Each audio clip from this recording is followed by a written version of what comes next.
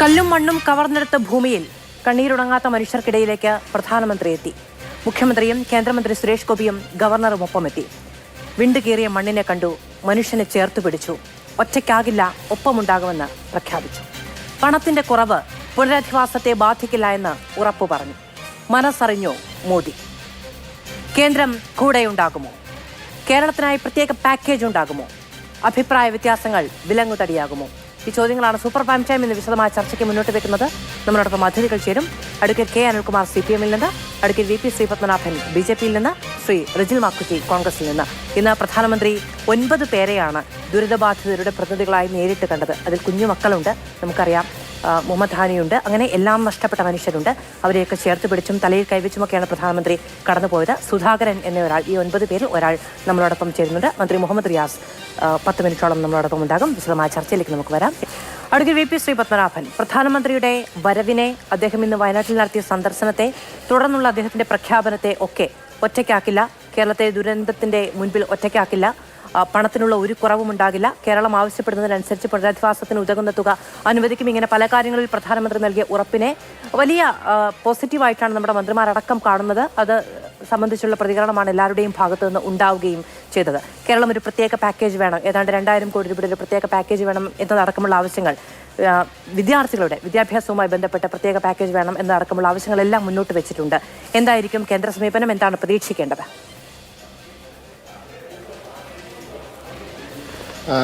ഈ വിഷയത്തിൽ കേന്ദ്ര സർക്കാരും സംസ്ഥാന സർക്കാരും ഒരുമിച്ച് ഒറ്റക്കെട്ടായി തന്നെ മുന്നോട്ട് പോയി വയനാട്ടിൽ ദുരിതമനുഭവിക്കുന്ന ജനങ്ങളുടെ പ്രശ്നങ്ങൾക്ക് ശാശ്വതമായ പരിഹാരം കണ്ടെത്തുമെന്ന് തന്നെയാണ് വിശ്വാസം. പ്രധാനമന്ത്രി നേരിട്ട് വന്ന് മേഖല മുഴുവൻ സന്ദർശിച്ചു. അത് ഹെലികോപ്റ്ററിൽ ആകാശ മാർഗം മാത്രമല്ല, അവിടെ നേരിട്ട് ചെന്ന് ആ സംഭവം നടന്ന സ്ഥലത്ത് അദ്ദേഹം ചെല്ലുകയും എല്ലാം വിശദമായി ചോദിച്ചു മനസ്സിലാക്കുകയും ചെയ്തു. അതിനുശേഷം പരിക്കേറ്റവരെ കണ്ടു. അതുപോലെ തന്നെ ദുരിതാശ്വാസ ക്യാമ്പ് കണ്ടു. ഇതൊക്കെ കണ്ടതിന് ശേഷം ബഹുമാനപ്പെട്ട മുഖ്യമന്ത്രിയായിട്ടും ഉദ്യോഗസ്ഥന്മാരുമായിട്ടും ചർച്ച ചെയ്തതിന് ശേഷം ഇതിൻ്റെ പൂർണ്ണ ഗൗരവം മനസ്സിലാക്കി സംസ്ഥാന സർക്കാരും കേന്ദ്ര സർക്കാരും സഹകരിച്ച് പ്രവർത്തിച്ചും ഈ പ്രശ്നത്തിനൊരു പരിഹാരം കണ്ടെത്തേണ്ട കാര്യം ഉൾക്കൊണ്ടുകൊണ്ടാണ് ഈ പ്രസ്താവന നടത്തിയിട്ടുള്ളത്. അപ്പോൾ സംസ്ഥാന സർക്കാർ താൽക്കാലികമായി ഉള്ള ആവശ്യങ്ങൾ, ഇപ്പോൾ ചെയ്ത കാര്യങ്ങൾ ഒക്കെ പറഞ്ഞുകൊണ്ടൊരു നിവേദനം കൊടുത്തിട്ടുണ്ട് എന്നാണ് മനസ്സിലാക്കുന്നത്. ഇനി വിശദമായ നിവേദനം അവിടെ എന്തൊക്കെ ചെയ്യണം, എന്തൊക്കെ അവിടെ ജനങ്ങളെ സഹായിക്കാൻ വേണം, കാര്യങ്ങൾ വേണം എന്നുള്ള കാര്യത്തെപ്പറ്റി ഒരു വലിയ നിവേദനം, ഒരു ആഴത്തിൽ പഠിച്ചുള്ള നിവേദനം അടുത്ത് തന്നെ കൊടുക്കുമെന്നാണ് മനസ്സിലാക്കുന്നത്. ഏതായാലും കേന്ദ്രത്തിൻ്റെ ഭാഗത്തു നിന്നും വളരെ വലിയ രീതിയിലുള്ള സഹായം, അതോടൊപ്പം അതിനു വേണ്ട പങ്കാളിത്തം, സഹായം എന്ന വാക്കല്ല ഉപയോഗിക്കേണ്ടത്, കേന്ദ്രത്തിൻ്റെ ഉത്തരവാദിത്തമാണ്. സംസ്ഥാനവും കേന്ദ്രവും ഒരുമിച്ച് നിന്ന് ഈ പ്രശ്നത്തിന് പരിഹാരം കാണേണ്ടത് സർക്കാരുകളുടെ ഉത്തരവാദിത്തമാണ്. അപ്പോൾ അതിൽ കേന്ദ്രം ചെയ്യേണ്ടത് അതിൻ്റെ വലുപ്പമനുസരിച്ച്, ഇപ്പോൾ എത്രയാണെന്ന് നമുക്ക് പറയാൻ പറ്റില്ല, ഭാവിയിൽ കൊടുക്കാൻ പോകുന്ന നിവേദനത്തിൽ എത്രയാണ് ആവശ്യപ്പെടാൻ പോകുന്നത്, അതൊന്നും കൃത്യമായി പുറത്തു വന്നിട്ടില്ല. അപ്പോൾ സംസ്ഥാന സർക്കാരിൻ്റെ ഭാഗത്തുനിന്ന് ഉണ്ടാവുന്ന നിവേദനത്തിൽ പറഞ്ഞിട്ടുള്ള കാര്യങ്ങളുടെ വലുപ്പമനുസരിച്ച് അതിന് ഉതകുന്ന രീതിയിലുള്ള ഒരു പങ്കാളിത്തം കേന്ദ്രത്തിന്റെ ഭാഗത്ത് ഉണ്ടാവും തന്നെയാണ് പ്രതീക്ഷിക്കുന്നത്. അത് എത്രയാന്ന് പറയാനുള്ള സമയമായിട്ടില്ല. സംസ്ഥാന സർക്കാരുകളെ പോലെയല്ല, കേന്ദ്ര സർക്കാരുകളുടെ പാക്കേജുകൾക്ക് ഒരു കൃത്യമായ മാനദണ്ഡം വരും. സംസ്ഥാനങ്ങൾക്ക് അനുവദിക്കുന്ന പാക്കേജുകൾക്ക് ഒരു മാനദണ്ഡം ഉണ്ടാകും. അത് എത്ര പ്രദേശത്തെ ബാധിച്ചു, എത്ര നാശനഷ്ടമുണ്ടായി എന്നതൊക്കെ കണക്ക് കൂട്ടിയിട്ടുള്ള ഒരു മാനദണ്ഡമായിരിക്കും ഈ ധനസഹായം നൽകുന്നതിനടക്കം ഉണ്ടാവുക. ഇതിപ്പോൾ ഒരു 3 വാർഡുകളെ ബാധിച്ചിട്ടുള്ള ഒരു കാര്യമാണ്. പക്ഷേ നമുക്കാണ് അറിയാവുന്നത് അത് എത്രത്തോളം ആഘാതമുണ്ടാക്കിയ ഒരു അപകടമായിരുന്നു എന്നുള്ളത്. നമ്മൾ കേരളം ഇതുവരെ കണ്ടിട്ടുള്ളതോ അനുഭവിച്ചിട്ടുള്ളതോ ആയ ഒരു ദുരന്തവും നമ്മളെ ഇത്രയധികം ജീവനാശം ഉണ്ടാക്കിയിട്ടില്ല എന്നുള്ളൊരു കാര്യമുണ്ട്. കേന്ദ്രമന്ത്രി സുരേഷ് ഗോപി അടക്കമുള്ളവർ ഇന്ന് അദ്ദേഹത്തോടൊപ്പം ഉണ്ടായിരുന്നു. അപ്പോൾ നമ്മുടെ ഒരു വീക്ഷണകോണിൽ നിന്ന് കേന്ദ്രത്തെ ഇത് അറിയിക്കുന്നതിൽ എത്രത്തോളം സ്വാധീനം ചെലുത്തും സംസ്ഥാന നേതൃത്വം, കേന്ദ്രമന്ത്രി? അല്ല, ഇതിലൊരു കാര്യമുണ്ട്. ഇപ്പോൾ ഉയർന്ന ഉദ്യോഗസ്ഥന്മാരുടെ ചരിത്രമെടുത്ത് പരിശോധിച്ചാൽ നമുക്ക് മനസ്സിലാവും. ഇപ്പോൾ നീതി ആയോഗിൻ്റെ തലവനായിരുന്ന അമിതാഭ് കാന്ത് കോഴിക്കോട് കലക്ടറായിരുന്നു അദ്ദേഹം. അപ്പോൾ ഡൽഹിയിലെ ഉയർന്ന പദവികൾ ഇരിക്കുന്ന ഉദ്യോഗസ്ഥന്മാർ അവരൊക്കെ കോഴിക്കോടും മലപ്പുറത്തും വയനാടുമൊക്കെ ഒരു കാലത്ത് കലക്ടർമാരായിരുന്ന ആളുകളാണ്. അപ്പോൾ ഈ ഉദ്യോഗസ്ഥന്മാർക്ക്, പ്രത്യേകിച്ച് മുതിർന്ന IAS ഉദ്യോഗസ്ഥന്മാർക്ക് താഴെത്തട്ടിൽ പ്രവർത്തിച്ചത് കൊണ്ട് അവർക്ക് ഈ താഴെത്തട്ടിലെ കാര്യങ്ങൾ കൃത്യമായിട്ട് അറിയാം. IASകാരും ഒക്കെ ആണല്ലോ ഗവൺമെന്റിനെ സഹായിക്കാനുള്ളത്. അതുകൊണ്ടാണല്ലോ ഇന്ന് ചീഫ് സെക്രട്ടറിയും ADGPയും ആണല്ലോ പ്രധാനമന്ത്രിയുടെ ഇടത്തും വലത്തും നിന്നുകൊണ്ട് കാര്യങ്ങൾ വിശദീകരിച്ചു കൊടുക്കുന്നത്. അപ്പോൾ ഉദ്യോഗസ്ഥന്മാരുടെ അറിവ് അവർക്ക് പ്രായോഗികമായി അവർ നേടിയെടുത്ത, അവർക്ക് അറിയാലോ സബ് കളക്ടർമാരായിട്ടും കലക്ടർമാരായിട്ടും ഒക്കെയാണ് ഈ IASകാർ വളർന്നു വരുന്നത്. അപ്പോൾ ആ ഉദ്യോഗസ്ഥ തലത്തിൽ കിട്ടുന്ന അറിവ് അതൊക്കെ ജനപ്രതിനിധികൾ കൊടുക്കുന്ന വിവരങ്ങൾ ഇതൊക്കെ സഹായകരമാവും. കേരളത്തിലെ ഇന്നത്തെ സാഹചര്യത്തിൽ ഈ ഒരു ദുരന്തം എന്താണ് വരുത്തി വെച്ചത് എന്ന് മനസ്സിലാക്കാൻ കേന്ദ്രത്തെ സഹായിക്കും, കേരളത്തിലെ സർക്കാരിനെ സഹായിക്കും. അതിൻ്റെ അടിസ്ഥാനത്തിൽ കേന്ദ്രവും കേരളവും ഇരുന്ന് ചർച്ച ചെയ്തിട്ട് അതിന് ശാശ്വതമായ പരിഹാരം കാണാൻ സാധിക്കുമെന്ന് തന്നെയാണ് വിശ്വസിക്കുന്നത്. ശരി, ഞാൻ അങ്ങിലേക്ക് വരാം. അഡ്വക്കേറ്റ് അനിൽകുമാർ, അങ്ങനെ പ്രധാനമന്ത്രി എത്തുന്നു. അദ്ദേഹത്തിന്റെ ഇന്നത്തെ സംസാരം, അദ്ദേഹത്തിന്റെ ശരീരഭാഷ എല്ലാം നമ്മുടെ ദുരിതമേഖലയിൽ പെട്ടുപോയ മനുഷ്യരെ ചേർത്ത് നിർത്തുന്നതായിരുന്നു. കുഞ്ഞുങ്ങളെ അടക്കം മുതിർന്നവരെ എല്ലാവരെയും ചേർത്ത് പിടിച്ചും തലയിൽ കൈവച്ചും ഒക്കെ ഒപ്പമുണ്ട് എന്ന് ഉറപ്പ് നൽകിയാണ് പ്രധാനമന്ത്രി മടങ്ങുന്നത്. ആ സമയത്ത് അദ്ദേഹം നമ്മൾ എന്താണോ പ്രതീക്ഷിക്കുന്നത് അത് വലിയ തോതിൽ ആത്മവിശ്വാസം നൽകുന്ന തരത്തിലുള്ള പ്രഖ്യാപനങ്ങൾ നടത്തിയിട്ടുണ്ട്.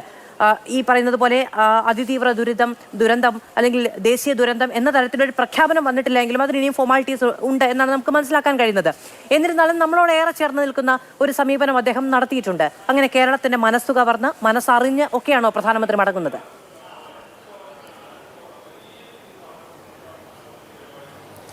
അല്ല, കേരളത്തിലെ ഈ ദുരിതം ആരുടെയും ഉള്ളുലയ്ക്കുന്നതാണ്. സ്വാഭാവികമായും നമ്മുടെ രാജ്യത്തിൻ്റെ ഏറ്റവും പ്രധാനപ്പെട്ട അധികാരസ്ഥാനത്തുള്ള പ്രധാനമന്ത്രി ഇവിടെ സമയം കണ്ടെത്തി എത്താനും നമ്മുടെ ദുരിതത്തോടൊപ്പം നിൽക്കുന്നു. അവരെ കൈപിടിച്ചുയർത്തുന്നതിൽ ഒരു രാഷ്ട്രമെന്ന നിലയ്ക്ക് നമ്മുടെ രാജ്യം അതിന് നേതൃത്വം കൊടുക്കുകയാണ് എന്നൊരു സന്ദേശം കൊടുക്കുന്നത് വളരെ വളരെ പ്രധാനപ്പെട്ട കാര്യമാണ്. ആ നിലയിൽ എന്തുകൊണ്ടും സ്വാഗതാർഹമായ നിലപാടാണ് കേന്ദ്ര സർക്കാരും ബഹുമാനപ്പെട്ട പ്രധാനമന്ത്രിയും ഇന്ന് സ്വീകരിച്ചിട്ടുള്ളത് എന്നുള്ളത് നമ്മൾക്കെല്ലാവർക്കും ആശ്വാസം പകരുന്ന കാര്യമാണ്. ഇവിടെ പ്രധാനപ്പെട്ട 3 കാര്യങ്ങളാണ് നാം ശ്രദ്ധിക്കേണ്ടത്. ഒന്ന്, കാലാവസ്ഥാ വ്യതിയാനത്തിൻ്റെ ഭാഗമായി ആഗോളതാപനത്തിൻ്റെ പ്രത്യാഘാതം എന്ന നിലയ്ക്ക് ആവർത്തിക്കപ്പെടാവുന്ന കാര്യമാണ് ഇപ്പോൾ സംഭവിച്ചിട്ടുള്ളത്. പ്രത്യേകിച്ചും മലനാടും ഇടനാടും തീരപ്രദേശവുമായി നിൽക്കുന്ന ഒരു കേരളത്തിൻ്റെ ഒരു ഭാഗമെന്ന് പറയുന്നത് മലകൾ നിറഞ്ഞതാണ്. അപ്പോൾ അറബിക്കടലുണ്ടാകുന്ന ആഗോളതാപനത്തിൻ്റെ ഭാഗമായ കടുത്ത ചൂട് അതുണ്ടാക്കുന്ന മേഘങ്ങൾ കൂമ്പാരമേഘങ്ങളായി തീരുമ്പോൾ അത് വന്ന് ഇടിച്ചിറങ്ങുന്നത് കേരളത്തിൻ്റെ മലനാട്ടിലായിരിക്കും. മുമ്പ് കൂട്ടിക്കൽ ദുരന്തം ഞങ്ങൾ കോട്ടയം ജില്ലക്കാരാണ്, കോട്ടയം ജില്ലയിൽ നമ്മൾ അനുഭവിച്ചു. പക്ഷെ കോട്ടയം ജില്ലയിൽ അന്ന് സംഭവിച്ചൊരു കാര്യം, പകലാണ് ആ ഉരുൾപൊട്ടലുണ്ടാകുന്നത്. പകൽ ഉരുൾപൊട്ടലുണ്ടായപ്പോൾ പല വീടുകൾ അവിടെ തകർന്നെങ്കിലും വീട്ടിലെ ആളുകളെയും വ്യാപാര സ്ഥാപനങ്ങളെയും അതിലെ ആളുകളെയും രക്ഷപ്പെടുത്താൻ കഴിഞ്ഞിരുന്നു. കൂട്ടിക്കലെ ദുരന്തം വെച്ച് പരിശോധിക്കുമ്പോൾ ഇത് രാത്രിയായിപ്പോയി എന്നുള്ളതാണ് ഇത്രയേറെ ആളുകൾ ഇതിനടിപ്പെട്ടു പോകാനിടയായത്.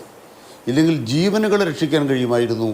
ഭൂമിയുടെ നഷ്ടമോ ഗ്രാമങ്ങളുടെ നഷ്ടമോ സ്ഥാപനങ്ങളുടെ നഷ്ടമോ ജംഗമങ്ങളുടെ നഷ്ടമോ വീടുകളുടെ നഷ്ടമോ അതൊക്കെ നമുക്ക് പരിഹരിക്കാൻ കഴിയുന്ന കാര്യമാണ്. ജീവനുകളുടെ നഷ്ടം അതിൻ്റെ എണ്ണം വർദ്ധിച്ചത് രാത്രിയാണ് എന്നതുകൊണ്ടാണ്. അതുകൊണ്ട് തന്നെ ഇപ്രകാരമുള്ള മുന്നറിയിപ്പ് സംവിധാനത്തിൻ്റെ കുറവുകൾ പരിഹരിക്കാൻ ഒരു ദേശവ്യാപകമായ ജാഗ്രത വേണം. അത് സത്യത്തിൽ ദേശങ്ങൾ മാത്രം പോരല്ലോ. അറബിക്കടലുമായി ബന്ധപ്പെട്ട് വരുമ്പോൾ രാജ്യങ്ങൾ തമ്മിലുള്ള ജാഗ്രത വേണം. ഒരു രാജ്യത്തിൻ്റെ വിവരം മറ്റൊരു രാജ്യത്തെ അറിയിക്കുന്ന തരത്തിൽ, ഒരു സംസ്ഥാനത്തിൻ്റെ വിവരം മറ്റൊരു സംസ്ഥാനത്തെ അറിയിക്കുന്ന തരത്തിൽ, കേന്ദ്രം പങ്കിടുന്ന തരത്തിൽ ഇത്തരം ദുരിതങ്ങൾ വരുമ്പോൾ അത് ആവർത്തിക്കപ്പെടാനിടയുണ്ട് എന്ന് കരുതി കൃത്യമായ മുന്നറിയിപ്പ് സംവിധാനവും, മുന്നറിയിപ്പ് കിട്ടിക്കഴിഞ്ഞാൽ എല്ലാവരും ആ മുന്നറിയിപ്പ് സംവിധാനത്തിനനുസരിച്ച് മാറുക. അത് ഏതെങ്കിലും ഭരണകൂടത്തിൻ്റെ നിർബന്ധത്തിൻ്റെ ഭാഗമായിട്ടല്ല, തങ്ങളുടെ സുരക്ഷയ്ക്ക് വേണ്ടി സ്വമേധയാ മാറുക. അങ്ങനെ വരുമ്പോൾ ഇത്തരം സ്ഥലങ്ങളിൽ താമസിക്കുന്നവർക്കൊരു പ്ലാൻ ബി ഉണ്ടാകണം. ആ പ്ലാൻ ബി എന്ന് പറയുന്നത് താൽക്കാലികമായ സംവിധാനമല്ല. നിങ്ങൾ മാറണം എന്ന് പറയുമ്പോൾ ഇന്ന് കേരളത്തിൽ ഒരാൾ സ്വന്തം വീട്ടിൽ നിന്ന് മാറി വേറൊരിടത്ത് കിടക്കുമ്പോൾ പണ്ട് കാലത്തെ പോലെ പ്രളയം കാലത്ത് വരുമ്പോൾ ഒരു സ്കൂളിൽ പോയി കിടക്കില്ല. അപ്പം നമുക്ക് ഇത്തരം കാര്യങ്ങൾ വന്നാൽ ഇതിൻ്റെ ആഘാതമുള്ള ഈ ഉരുൾപൊട്ടൽ ആഘാതമിടയുള്ള സ്ഥലങ്ങളിൽ ഒരു പ്ലാൻ ബി അവരവിടെ പോയി താമസിക്കാൻ കഴിയണം. ഇത്തരത്തിലേക്കുള്ള ബദൽ പ്രവർത്തനത്തിനാണ് കേരളം ഭാവിയിൽ മുൻതൂക്കം കൊടുക്കേണ്ടത്. ഇതെല്ലാം ഈ പാക്കേജിൽ ഉണ്ടാകണമെന്നില്ല. പക്ഷെ കേരളത്തിലുണ്ടായ അനുഭവത്തിൻ്റെ പശ്ചാത്തലത്തിൽ നമ്മുടെ കേരളം മുന്നോട്ട് വെക്കുന്ന ഏറ്റവും പ്രധാനപ്പെട്ട ആവശ്യം എന്ന് പറയുന്നത് നാളെ ഇത്തരമൊരു ദുരന്തമുണ്ടായാൽ അതിൽ മരണസംഖ്യ കുറയ്ക്കാൻ കഴിയുന്ന വിധം ആളുകളെ സുരക്ഷിതമായി മറ്റിടങ്ങളിലേക്ക് പാർപ്പിക്കേണ്ടതുണ്ട്. ഈ പ്രശ്നത്തിലെ ഏറ്റവും പ്രധാനപ്പെട്ട ഒരു അനുഭവ പാഠം എന്താണ്? ഒരു ഉരുൾപൊട്ടലുണ്ടായി, രക്ഷാപ്രവർത്തകർ ഓടിയെത്തി, എത്രയോ രക്ഷാപ്രവർത്തകർ മണ്ണിനടിയിലായി, ഓടി രക്ഷപ്പെടാൻ വേണ്ടി വീടുകളിലേക്ക് പോയി. അങ്ങനെ ഓടിക്കൂടിയ 10, 20, 30 പേര് ഒരു വീട്ടിൽ താമസിക്കുമ്പോൾ അപ്പോഴാണ് അടുത്ത പ്രളയം വരുന്നത്, അല്ലെ അടുത്ത ഉരുൾപൊട്ടൽ വരുന്നത്. അപ്പോൾ അതിൽ അടിപ്പെട്ടു പോയി. ഇപ്പോൾ എവിടേക്കാണ് ഓടിക്കയറേണ്ടത്? ഇത് പ്രാദേശികമായൊരു അറിവ് സംവിധാനമാണ്. ഇതിൻ്റെ യാത്രാഗതികൾ സംബന്ധിച്ച് എങ്ങനെയാണ് സാധ്യതയുള്ളത്, അതിൻ്റെ ചെരുവുകളുമായി ബന്ധപ്പെട്ട് ഒരു മുന്നൊരുക്ക പ്രവർത്തനം, ഇതെല്ലാം നമ്മുടെ വിദ്യാഭ്യാസത്തിൻ്റെ ഭാഗമായി വരേണ്ടതാണ്. അത് തക്കവണ്ണം നമ്മുടെ സമഗ്രമായ ഒരു നയം ഇക്കാര്യത്തിൽ രാജ്യത്തുണ്ടാകേണ്ടതുണ്ട്. സംസ്ഥാനങ്ങളത് പങ്കെടുക്കേണ്ടതുണ്ടെന്നുള്ള ഒരു ഭാഗം. രണ്ടാമത്തെ ഭാഗം, ഇവിടെ ഗ്രാമങ്ങളില്ലാതെയായി, അതുപോലെ തന്നെ വീടുകളില്ലാതെയായി. നമ്മൾ കണ്ടല്ലോ വെള്ളാർമലയിലെ സ്കൂള്, ആ സ്കൂളിലെ വിദ്യാർത്ഥികൾ കേരളത്തിൻ്റെ ഏറ്റവും വിദൂരമായ, ഏറ്റവും മലയോരത്ത് കിടക്കുന്ന ഒരു സ്ഥലത്തെ ഒരു സാധാരണക്കാരൻ്റെ വിദ്യാലയം എങ്ങനെയാണ് കേരളത്തിൽ പ്രവർത്തിക്കുന്നത്? ആ ജീവിത നിലവാരം നമുക്ക് ഇവർക്ക് ഉണ്ടാക്കി കൊടുക്കണം. അപ്പോൾ ഏറ്റവും പ്രധാനപ്പെട്ട പരിമിതി എന്താണ്? ഇന്ത്യ രാജ്യത്താകമാനം ദുരന്ത നിവാരണ നിയമം അനുസരിച്ച് ഒരാൾക്ക് ഇത് കൈകാര്യം ചെയ്ത് കൊടുക്കുമ്പോൾ ഉണ്ടാകുന്ന ജീവിതക്ലേശങ്ങളും അതിൻ്റെ പരിഹാരവും സംബന്ധിച്ച രാജ്യത്തെ മാനദണ്ഡങ്ങൾ കേരളത്തിന് അനുകൂലമല്ല. കാരണം കേരളത്തിൻ്റെ ജീവിത നിലവാരം ഉൾക്കൊള്ളാൻ തക്കവണ്ണമുള്ള മാനദണ്ഡമല്ല ദേശീയ നിലവാരത്തിലുള്ളത്. അപ്പോൾ നമ്മൾ ഒരു നിവേദനം കൊടുക്കും, നിവേദനത്തിൻ്റെ ഭാഗമായി ഒരു അപ്രൈസൽ ഉണ്ടാകും. ആ അപ്രൈസലിൻ്റെ ഭാഗമായി കർണാടകത്തിൽ കൊടുക്കുന്ന കേരളത്തിൽ കിട്ടിയാൽ കേരളത്തിന് തൃപ്തികരമാകുമെന്ന് ചോദിച്ചാൽ നീതിയല്ലേ എന്ന് ചോദിക്കാം. രാജ്യമെല്ലാം ഒരു നിയമമല്ലേ, രാജ്യമെല്ലാം ഒരു നിലവാരമല്ലേ? പക്ഷേ വെള്ളാർമല സ്കൂളിലെ കുട്ടികളുടെ ജീവിത നിലവാരം നോക്കുമ്പോൾ ആ ജീവിത നിലവാരത്തിൽ നിന്നും പുറകോട്ട് പോകാതെ അവരെ പറിച്ചു നടാൻ കഴിയുന്നൊരിടം, അതിന് പറ്റുന്നൊരു സംവിധാനം, ഇതാണ് കേരളം ആഗ്രഹിക്കുന്നത്. അല്ലെങ്കിൽ കേരളം നൽകേണ്ടത് അതെത്രത്തോളം സാധ്യമാണ്? ഒരേക്കറിൽ ജീവിച്ചൊരാൾ നാളെ 3 സെൻറ്റിലേക്ക് ഒതുക്കപ്പെട്ടാൽ അവർ കൂട്ടിലടച്ചൊരു തത്തയായി മാറും. അപ്പോൾ അവരെ എങ്ങനെ അത്തരം കാര്യങ്ങളെ എങ്ങനെ അഡ്രസ്സ് ചെയ്യണം? അപ്പോൾ അതുകൊണ്ട് തന്നെ ബഹുമാനപ്പെട്ട പ്രധാനമന്ത്രിക്കോ ഇന്ത്യ രാജ്യത്തിൻ്റെ ഭരണാധികാരികൾക്കോ ഇന്നത്തെ നിയമവ്യവസ്ഥയ്ക്കകത്ത് പരിഹരിക്കാൻ കഴിയാത്ത ആവശ്യങ്ങൾ കേരളത്തിനുണ്ട്. അത് കേരളം നേടിയ വികസന നേട്ടങ്ങളുമായി ബന്ധപ്പെട്ട പ്രശ്നമാണ്. അതൊന്നും രാഷ്ട്രീയമായിട്ടോ പ്രധാനമന്ത്രിയുടെ ഏതെങ്കിലും തരത്തിലുള്ള പുറംതിരിഞ്ഞ് നിൽക്കൽ കൊണ്ട് സംഭവിക്കുന്നതല്ല. നമ്മുടെ രാജ്യത്തിനകത്തെ ജീവിത നിലവാരവുമായി ബന്ധപ്പെട്ട പ്രശ്നം കേരളത്തിനുണ്ട്. ഇതുകൂടി പരിഗണിക്കുന്ന ഒരു സഹായം, അതാണ് കേന്ദ്രം നൽകേണ്ടത്. ഇവിടെ ബഹുമാനപ്പെട്ട മാധവും ബഹുമാനപ്പെട്ട ശ്രീ പത്മനാഭൻ അദ്ദേഹം എല്ലാം സൂചിപ്പിച്ച പോലെ നാം കൊടുക്കുന്ന നിവേദനത്തിൻ്റെ ആഴവും അതിൻ്റെ വലിപ്പവും അനുസരിച്ചുള്ള ഒരു ക്ലെയിം നിയമാനുസരണം നിർവഹിച്ചു തരുമ്പോൾ കേരളം എന്ന് പറയുന്നത് നേരിടുന്ന പ്രത്യേക പ്രശ്നങ്ങൾ കൂടി അഡ്രസ്സ് ചെയ്യാൻ കേന്ദ്രം തയ്യാറായി കഴിഞ്ഞാൽ സ്വാഭാവികമായും ഇതിൽ ആരാണ് മുമ്പിൽ എന്നുള്ള പ്രശ്നമില്ല. നമ്മൾ മാതൃകാപരമായി സമൂഹം മുന്നിൽ നിൽക്കുന്നു, കേരളം മുന്നിൽ നിൽക്കുന്നു, ഇവിടുത്തെ മാധ്യമങ്ങൾ മുന്നിൽ നിൽക്കുന്നു. അതുകൊണ്ട് നമുക്ക് ഒരുമിച്ച് പോകാം. ആ ഒരുമിച്ചുള്ള യാത്രയ്ക്ക് കരുത്തു പകരുന്നു പ്രധാനമന്ത്രിയുടെ സന്ദർശനം എന്ന് തന്നെയാണ് ഞങ്ങൾ കാണുന്നത്. ശരി, നമ്മളോടൊപ്പം ശ്രീ സുധാകരൻ ചേരുന്നുണ്ട്. ശ്രീ സുധാകരൻ ഇന്ന് പ്രധാനമന്ത്രിയുമായി കൂടിക്കാഴ്ച നടത്തിയ ദുരന്ത ബാധിതരുടെ പ്രതിനിധികളായ 9 പേരിൽ ഒരാളാണ്. ശ്രീ സുധാകരൻ ഇന്ന് പ്രധാനമന്ത്രിയോട് അങ്ങ് സംസാരിച്ചു. ആ അനുഭവം എങ്ങനെയായിരുന്നു? അദ്ദേഹം നൽകിയ ഉറപ്പുകൾ, അദ്ദേഹത്തിന്റെ ആശ്വാസവാക്കുകൾ എങ്ങനെയാണ് അങ്ങയെ സ്വാധീനിച്ചത്?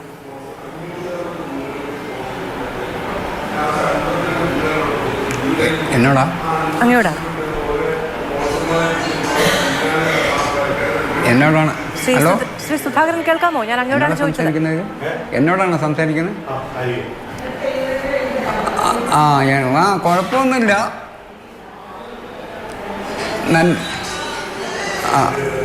നല്ല രീതിയിൽ തന്നെയാണ് ഞങ്ങളോട് പെരുമാറിയതൊക്കെ.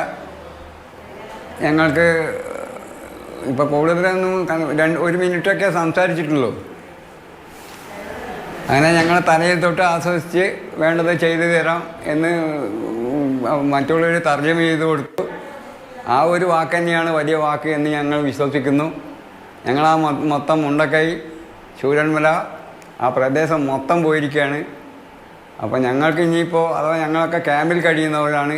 ക്യാമ്പിൽ നിന്ന് പോയാൽ തന്നെ ഞങ്ങൾക്ക് മറ്റുള്ളവർ ഏതെങ്കിലും ഒരു ഇടം നല്ലത് കണ്ടുപിടിച്ച് അവിടെ ഞങ്ങളെ സുരക്ഷിതമാക്കിയിട്ട് വേണം ഞങ്ങൾ ഈ വീടെന്തെങ്കിലും ഞങ്ങൾക്ക് കിട്ടുള്ളൂ എന്ന് ഞങ്ങൾ പ്രതീക്ഷിക്കുന്നു. എന്തൊക്കെയാണ് പ്രധാനമന്ത്രി ചോദിച്ചത്?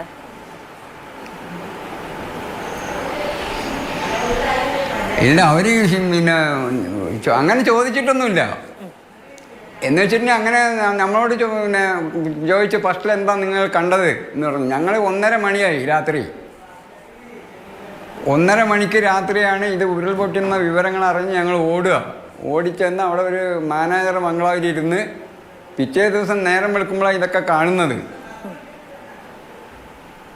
കണ്ടു കഴിഞ്ഞ് നോക്കുന്ന സമയത്ത് ഇത്രയും വലിയൊരു ഉരുൾപൊട്ടലാണ് ഉണ്ടായിട്ടുള്ളത്. മുഴുവനും നഷ്ടപ്പെട്ടു, നശിച്ചു, ഒന്നുമില്ല അവിടെ. ആ പ്രദേശത്തുള്ളത് എൻ്റെ കുടുംബത്തിൽ തന്നെ 5 പേര് മരണപ്പെട്ടിട്ടുണ്ട്.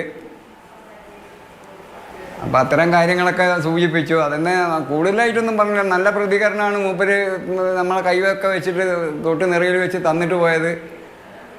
പേടിക്കണ്ടെന്നൊക്കെ പറഞ്ഞ് പോയിട്ടുണ്ട്. അത്ര അടുത്തൊക്കെ പെരുമാറുമെന്ന് വിചാരിച്ചിരുന്നോ? ഭാവി കാര്യങ്ങൾ എന്താണെന്നുള്ളത് അത്ര മാത്രം നമുക്ക് കൂടുതൽ അറിയില്ല. ഇല്ലല്ല, ഞങ്ങൾ ഒരു 9 പേരായിട്ട് അവിടെ ഇരുന്ന് നല്ല പ്രതികരണം തന്നെയാണ് മൂപ്പര് ഞങ്ങളുടെ അടുത്ത് തന്നത്. കുഴപ്പമില്ലാത്ത രീതിയിൽ തന്നെ ഞങ്ങളോട് സംസാരിച്ചത്. അപ്പം നഷ്ടപ്പെട്ട കാര്യങ്ങളൊക്കെ പറയുകയും ചെയ്തു. പിന്നെ അത്രമാത്രം കൂടുതൽ അങ്ങനെ സംസാരിക്കാനൊന്നും പറ്റില്ല. കുറഞ്ഞ ടൈമല്ലേ ഉണ്ടായിരുന്നിട്ടുള്ളൂ. പ്രധാനമന്ത്രിയെ കണ്ടതിന് ശേഷം ക്യാമ്പിലേക്ക് പോയപ്പോൾ അവിടെയുള്ളവരൊക്കെ ചോദിച്ചില്ലേ, വിശേഷങ്ങളൊക്കെ ചോദിച്ചില്ലേ?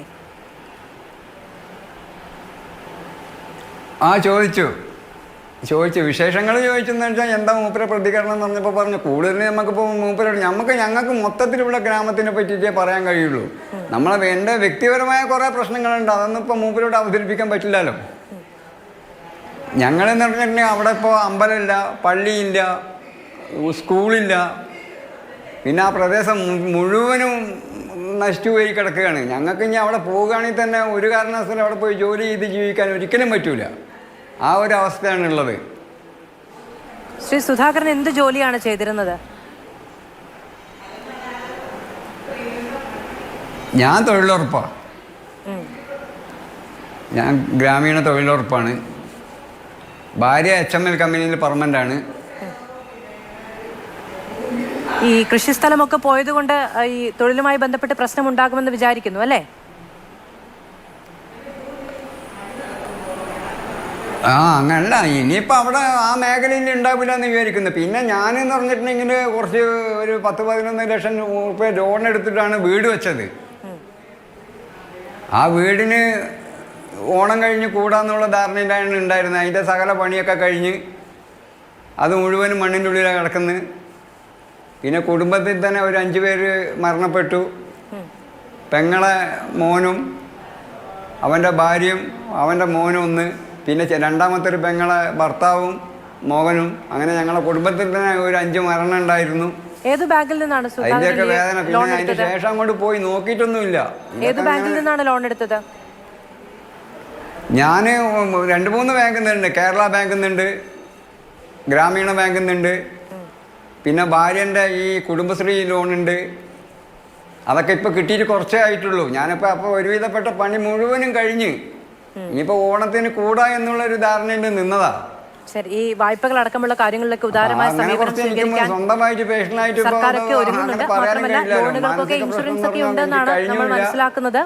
അതല്ലെങ്കിൽ തന്നെ ഈ മറ്റ് വായ്പകളുടെ കാര്യത്തിലാണെങ്കിലും അടിയന്തരമായ ഒരു പ്രശ്നമൊന്നും ഉണ്ടാകില്ല. അത് അടയ്ക്കാനൊക്കെ അല്ലെങ്കിൽ എഴുതി തള്ളാനോ ഒക്കെയുള്ള ഇടപെടൽ ഉണ്ടാകും സർക്കാരിന്റെ ഭാഗത്തുനിന്ന് ഉറപ്പുണ്ട്. അതുകൊണ്ട് നമുക്ക് ഇത്തിരി സമാധാനമായിട്ടിരിക്കാം കേട്ടോ. വളരെയധികം നന്ദി ഞങ്ങളോട് സംസാരിച്ചതിന്.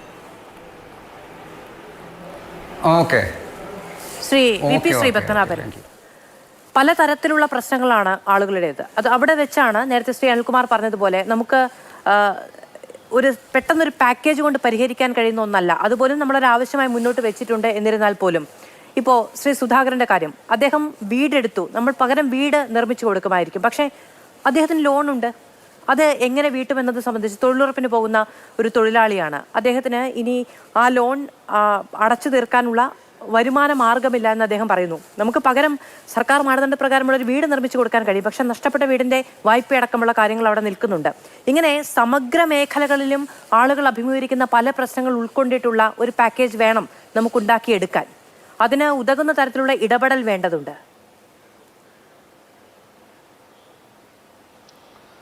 ഒന്ന്, ഇത് വളരെ കോംപ്ലിക്കേറ്റഡ് ആയൊരു വിഷയമാണ്. കാരണം പൈസ കൊണ്ട് തീർക്കാവുന്ന പ്രശ്നവുമുണ്ട്, പൈസ കൊണ്ട് തീർക്കാൻ പറ്റാത്ത പ്രശ്നങ്ങളുമുണ്ട്. ഇപ്പോൾ ഇവർക്കുണ്ടായിട്ടുള്ള മെൻ്റൽ ട്രോമ, ഈ മെൻ്റൽ ട്രോമ പൈസ കൊണ്ട് തീർക്കാൻ പറ്റാത്തതാണ്. അതുപോലെ അപ്പോൾ അവർക്ക് ഇപ്പോൾ പറഞ്ഞതുപോലെ വീടുണ്ടാക്കി കൊടുക്കാം, പക്ഷേ വരുമാന മാർഗം നാളെ എങ്ങനെ ജീവിക്കും എന്നുള്ളതൊരു വിഷയമാണ്. കാരണം ഒരു സ്ഥലത്ത് കൃഷി ചെയ്ത് അല്ലെങ്കിൽ അവിടെ ജോലി ചെയ്ത് ജീവിച്ച ആളുകൾ ഒരു സുപ്രഭാതത്തിൽ ആ പ്രദേശത്ത് അവനവൻ്റെ കൃഷിസ്ഥലവും മറ്റ് കൃഷിസ്ഥലമുള്ള കൃഷിക്കാരുടെ കൃഷിസ്ഥലവും എല്ലാം നഷ്ടപ്പെടുന്നു. അവർ വേറൊരു സ്ഥലത്തേക്ക് പറിച്ച് നടപ്പെട്ടാൽ അവരവിടെ എങ്ങനെ സർവൈവ് ചെയ്യും എന്നുള്ള പ്രശ്നമുണ്ട്. ഇത് ഒക്കെ വലിയ പ്രശ്നമാണ്. ഇത് ഒരു എന്താ പറയുക, ഒരു ദിവസം കൊണ്ടോ 2 ദിവസം കൊണ്ടോ 1 വർഷം കൊണ്ടോ 2 വർഷം കൊണ്ടോ പരിഹരിക്കാൻ പറ്റുന്ന പ്രശ്നമല്ല. ഒരൊറ്റ മിനിറ്റ് ക്ഷമിക്കണം ഞാനൊന്ന് ഇടപെടുന്നതിന്. മന്ത്രി മുഹമ്മദ് റിയാസ് നമ്മളോടൊപ്പം അല്പസമയം ചേരും, അതിനുശേഷം ഞാൻ അങ്ങയിലേക്ക് തന്നെ വരാം. സ്വാഗതം ശ്രീ മുഹമ്മദ് റിയാസ് സൂപ്പർ പ്രൈം ടൈമിലേക്ക്. വളരെയധികം നന്ദി ഞങ്ങളോടൊപ്പം സംസാരിക്കാൻ തയ്യാറായതിന്. ശ്രീ മുഹമ്മദ് റിയാസ്, ഇന്ന് പ്രധാനമന്ത്രിയുടെ സന്ദർശനത്തെ സർക്കാർ എങ്ങനെയാണ് കാണുന്നത്? പലതരത്തിലുള്ള അഭിപ്രായ വ്യത്യാസങ്ങൾ ഇതിനു മുൻപ് അങ്ങോട്ടും ഇങ്ങോട്ടും കേന്ദ്ര സർക്കാരും കേരളവും തമ്മിലുണ്ടായിട്ടുണ്ട്. പക്ഷേ ഇന്ന് അദ്ദേഹം സ്വീകരിക്കുന്നത് ഒരു ഉദാരമായ സമീപനമാണ്. അതിൽ എത്രത്തോളം ആത്മവിശ്വാസമുണ്ട് നമുക്ക്? അല്ല, ഇവിടെ അനാവശ്യ വിവാദങ്ങൾക്ക് പ്രസക്തിയില്ല. എല്ലാവരും ഒന്നിച്ചിരിക്കേണ്ട സമയമാണ്. മുമ്പ് എങ്ങനെയായിരുന്നു എന്നുള്ളതല്ല, ഒരു ദുരന്ത സമയത്ത് നമ്മൾ നിലപാടെടുക്കുമ്പോൾ കൈക്കൊള്ളേണ്ട സമീപനം. ഇവിടെ ഇന്നത്തെ ദിവസം ലോകത്താകെയുള്ള വയനാട് ദുരന്തത്തെ മനസ്സിലാക്കിയവർ വലിയ പ്രാധാന്യത്തോടു കൂടിയാണ് കണ്ടത്. കാരണം അതിജീവനത്തിൻ്റെ പോരാട്ടത്തിൽ വലിയ സഹായം ചെയ്യേണ്ടത് കേന്ദ്ര സർക്കാരാണ്. ആ നിലയിൽ പ്രധാനമന്ത്രിയുടെ സന്ദർശനത്തിന് വലിയ പ്രാധാന്യമുണ്ട്, വലിയ പ്രതീക്ഷയും നമുക്കൊക്കെ ഉണ്ട്. ആ പ്രതീക്ഷയിലാണ് നമ്മളൊക്കെ നിന്നത്. പ്രധാനമന്ത്രി വന്നത് മുതൽ പോകുന്നത് വരെ ആ പ്രതീക്ഷയ്ക്ക് കോട്ടം തട്ടിയിട്ടില്ല. പ്രധാനമന്ത്രി വന്ന് ദുരന്ത സ്ഥലത്ത് പോയി, ക്യാമ്പിൽ പോയി, ആശുപത്രിയിൽ പോയി, അതിനുശേഷം ഞങ്ങളൊക്കെ പങ്കെടുത്തൊരു മീറ്റിംഗ് പ്രധാനമന്ത്രി അഭിസംബോധന ചെയ്ത് സംസാരിച്ചു. ആ മീറ്റിങ്ങിൽ ആദ്യം സംസ്ഥാന സർക്കാരിന് വേണ്ടി ചീഫ് സെക്രട്ടറി പ്രസൻറ്റേഷൻ നടത്തിക്കൊണ്ട് കാര്യങ്ങൾ വിവരിച്ചു. പിന്നീട് ആ ഡിജിറ്റൽ പ്രസൻറ്റേഷന് ശേഷം കേരളത്തിൻ്റെ മുഖ്യമന്ത്രി കാര്യങ്ങൾ സംസാരിച്ചു. മുഖ്യമന്ത്രി സംസാരിക്കുമ്പോൾ ഞാൻ നേരത്തെ എൻ്റെ സഹോദരൻ ഇവിടെ പറയുന്നത് ഞാൻ കേട്ടു. തൊഴിലുമായി ബന്ധപ്പെട്ട ചില വിഷയങ്ങൾ അതുൾപ്പെടെ ഉൾക്കൊള്ളിച്ചുകൊണ്ടുള്ള ഒരു പാക്കേജിനെ കുറിച്ചാണ് മുഖ്യമന്ത്രി സംസാരിച്ചത്. ആ പാക്കേജിനെ കുറിച്ച് സംസാരിക്കുന്ന സമയത്ത് തൊഴിൽ നഷ്ടപ്പെട്ടു, വരുമാന മാർഗം നഷ്ടപ്പെട്ടു. അതിൻ്റെ ഭാഗമായി ഒരു സ്കിൽ ഡെവലപ്മെൻറ്റ് സെൻറ്റർ ഉൾക്കൊള്ളുന്ന സ്കിൽ ഡെവലപ്മെൻറ്റ് സെൻറ്റർ ഉൾപ്പെടെയുള്ള ഒരു പാക്കേജാണ്, ഒരു ടൗൺഷിപ്പ് പദ്ധതിയാണ് മുഖ്യമന്ത്രി മുന്നോട്ട് വെച്ചത്. എല്ലാവരുമായി ചർച്ച ചെയ്ത് നടപ്പിലാക്കേണ്ട ഒരു പദ്ധതി. അവിടെ ഈ ദുരന്തത്തിൻ്റെ ഭാഗമായി മാറി നിൽക്കുന്നവർക്ക് തിരിച്ച് അവിടെ ജീവിതം ആരംഭിക്കുമ്പോൾ അവർക്ക് വേണ്ട എല്ലാ സൗകര്യവും വേണം. സ്കൂളുകൾ വേണം, മറ്റ് കെട്ടിടങ്ങൾ വേണം, യാത്ര ചെയ്യുന്ന റോഡുകൾ വേണം, കൃഷിക്ക് അനുയോജ്യമായ ഇടങ്ങൾ വേണം, മറ്റ് എല്ലാ സംവിധാനങ്ങളും വേണം. അതോടൊപ്പം തന്നെ സ്കിൽ ഡെവലപ്മെൻറ്റ് സെൻറ്റർ, പുതിയ തൊഴിൽ സാധ്യതയെ കൂടുതൽ വികസിപ്പിക്കാൻ സാധ്യമാകുന്ന സ്കിൽ ഡെവലപ്മെൻറ്റ് സെൻറ്റർ ഉൾപ്പെടെ വേണ്ടതുണ്ട് എന്നുള്ളത് പ്രത്യേകം ചൂണ്ടിക്കാട്ടി. അതോടൊപ്പം നമ്മുടെ സംസ്ഥാനം നേരിടുന്ന പ്രധാനപ്പെട്ട പ്രശ്നമാണ് ലോകത്തുനിന്ന് കണ്ടുകൊണ്ടിരിക്കുന്ന ഒരു പ്രധാന അപകടകരമായ പ്രവണതയായ കാലാവസ്ഥാ വ്യതിയാനവുമായി ബന്ധപ്പെട്ട പ്രശ്നം. അത് കേരളത്തിലും വലിയ നിലയിൽ ബാധിക്കുന്നുണ്ട്. കാലാവസ്ഥാ വ്യതിയാനത്തെയും അതുമായി ബന്ധപ്പെട്ട കാര്യങ്ങളെയും കുറിച്ചൊരു സമഗ്രമായ പഠനവും ഒരു മുന്നോട്ട് പോക്കും വേണ്ടതുണ്ട് എന്നുള്ളത് മുഖ്യമന്ത്രി പറഞ്ഞു. നിലവിലുള്ള ഇതുമായി ബന്ധപ്പെട്ട കേന്ദ്ര സർക്കാരിൻ്റെ കീഴിലുള്ള സ്ഥാപനത്തെ കൂടുതൽ ശാക്തീകരിക്കാനുള്ള നിലപാട് സ്വീകരിക്കണം എന്നുൾപ്പെടെ മുഖ്യമന്ത്രി പറഞ്ഞുകൊണ്ട് ഒരു ദേശീയ ദുരന്തമായി ഇതിനെ കാണാനും ഇതിൻ്റെ ഭാഗമായി അതിതീവ്ര ദുരന്തമായി പ്രഖ്യാപിക്കാനും സഹായിക്കാനും മുഖ്യമന്ത്രി അഭ്യർത്ഥിക്കുകയായിരുന്നു. അതിനുശേഷം സംസാരിച്ച പ്രധാനമന്ത്രി വളരെ അനുകൂലമായ സമീപനമാണ് സ്വീകരിച്ചത്. 1970കളുടെ അവസാനത്തിൽ ഗുജറാത്തിൽ ഉണ്ടായ ദുരന്തത്തെ ഉൾപ്പെടെ വെച്ചുകൊണ്ട് സംസാരിച്ച് കേരളത്തിലെ ഈ ദുരന്തത്തെ എല്ലാ നിലയിലും സഹായിക്കാൻ കേന്ദ്ര സർക്കാർ തയ്യാറാണ് എന്നാണ് അദ്ദേഹത്തിൻ്റെ സംസാരത്തിൽ സൂചിപ്പിച്ചത്. ഇതുമായി ബന്ധപ്പെട്ട് ചെയ്യേണ്ട എല്ലാ കാര്യങ്ങളും ചെയ്യണമെന്നും കേന്ദ്രത്തിൻ്റെ സഹായം ലഭിക്കാത്തത് കാരണം ഒരു കാര്യവും ചെയ്യാതെ പോകുന്ന സ്ഥിതി ഉണ്ടാകില്ല, എല്ലാ നിലയിലും കേന്ദ്ര സർക്കാർ സഹായിക്കും എന്നാണ് പ്രധാനമന്ത്രി ചൂണ്ടിക്കാട്ടിയത്. ഇത് ഇന്ന് ഈ സന്ദർശനവുമായി ബന്ധപ്പെട്ടുള്ള പ്രതീക്ഷയ്ക്ക് കോട്ടം തട്ടുകയല്ല, പ്രതീക്ഷ കൂടുതൽ കരുത്തു പകരുകയാണ് ചെയ്തിട്ടുള്ളത്. കേരളവുമായി ബന്ധപ്പെട്ട് ഇതിൻ്റെ ഒരു മെമ്മോറാണ്ടത്തിൻ്റെ ഭാഗമായിട്ടുള്ള കാര്യങ്ങൾ സമർപ്പിച്ചു. മറ്റു കാര്യങ്ങൾ കൂടി ഇനി നൽകും. സംസ്ഥാന സർക്കാർ ചെയ്യേണ്ട എല്ലാ കാര്യങ്ങളും ചെയ്തിട്ടാണ് മുന്നോട്ട് പോകുന്നത്. അധികം വൈകാതെ തന്നെ പ്രധാനമന്ത്രി ഇന്ന് എടുത്തിട്ടുള്ള സമീപനത്തിൻ്റെ പ്രതിഫലനമായി വലിയ നിലയിലേക്കുള്ള ഒരു പിന്തുണ, ഒരു പ്രഖ്യാപനം, ഒരു പാക്കേജ് കേന്ദ്ര സർക്കാരിൻ്റെ ഭാഗത്തുണ്ടാകുമെന്ന് പ്രതീക്ഷിക്കുകയാണ്. കേരളം ഒരു മെമ്മോറാണ്ടം സമർപ്പിക്കേണ്ടതുണ്ട്. അതിനനുസരിച്ച് അത് വായിച്ച് അത് പഠിച്ചതിന് ശേഷമുള്ള ഒരു സഹായ പ്രഖ്യാപനം ഉണ്ടാകും എന്നാണ് ഇന്ന് പ്രധാനമന്ത്രി സംസാരിക്കുമ്പോഴും നമ്മൾ കേൾക്കുന്നത്. അതിനു മുൻപ് മുന്നോടിയായി വലിയ തോതിലുള്ള ചർച്ച എന്തായാലും ഉണ്ടാകേണ്ടതാണ്. നേരത്തെ അങ്ങ് തന്നെ പറഞ്ഞതുപോലെ പലർക്കും പലതരത്തിലുള്ള ആശങ്കകളും പ്രശ്നങ്ങളുമാണ്. വായ്പ, കാർഷിക വായ്പ, വിദ്യാഭ്യാസ വായ്പ, വരുമാനവുമായി ബന്ധപ്പെട്ട പ്രശ്നം, നിലവിൽ വായ്പയുള്ള വീടുകൾ നഷ്ടപ്പെട്ട സാഹചര്യം, ഇങ്ങനെ പലതുണ്ട്. അപ്പോൾ അതുമായി ബന്ധപ്പെട്ട ഒരു പൊതുസമിതി, ചർച്ചകൾക്കുള്ള തലങ്ങൾ, ഇതൊക്കെ രൂപീകരിക്കണ്ടേ? തീർച്ചയായിട്ടും അതിൻ്റെ മുന്നോടിയായിട്ടുള്ള കാര്യങ്ങളൊക്കെ ചെയ്തു. ഇന്ന് വരെ ഒരു സംസ്ഥാന സർക്കാർ എന്തൊക്കെയാണോ ഒരു ഫെഡറൽ സംവിധാനമുള്ള ഒരു രാജ്യത്ത് ഈ ദുരന്ത ഘട്ടത്തിൽ ഒരു കേന്ദ്ര സർക്കാരുമായി ബന്ധപ്പെട്ട് ചെയ്യേണ്ടത് അതൊക്കെ ചെയ്തിട്ടുണ്ട്. ഇനി തുടർ നടപടികളാണ്. ആ തുടർ നടപടികളും കേരള സർക്കാർ സ്വീകരിക്കും. നിലവിൽ കേന്ദ്ര സർക്കാരും കേരള സർക്കാരും ഈ കാര്യത്തിൽ യോജിച്ചാണ് പോകുന്നത്.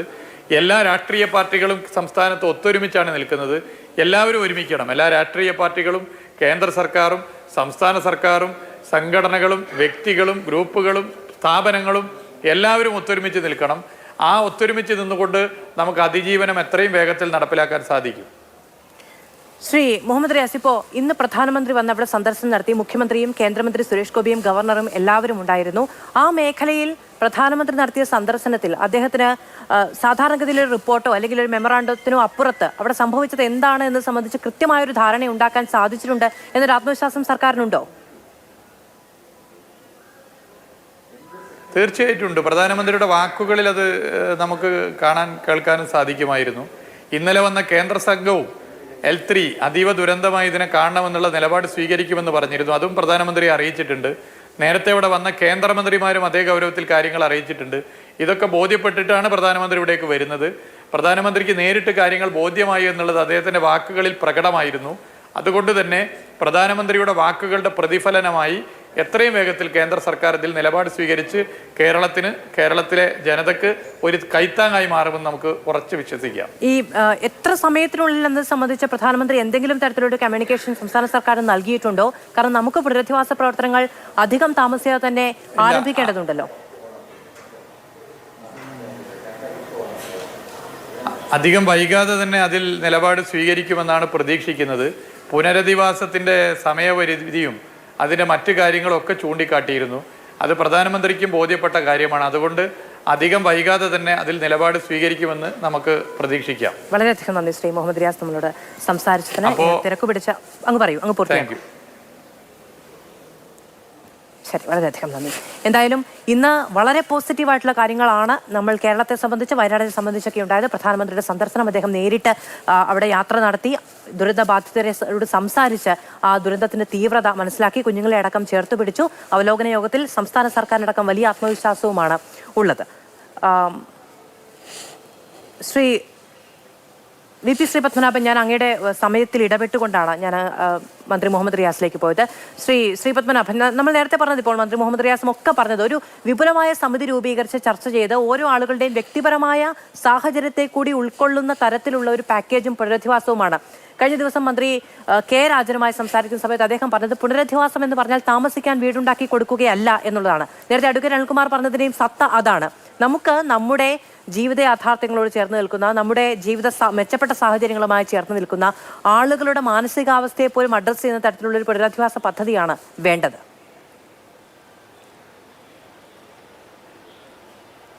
അതെ, കാരണം വീട് എന്നതിലുപരി അവരുടെ കൈവശമുണ്ടായിരുന്ന പലതും നഷ്ടപ്പെട്ടു.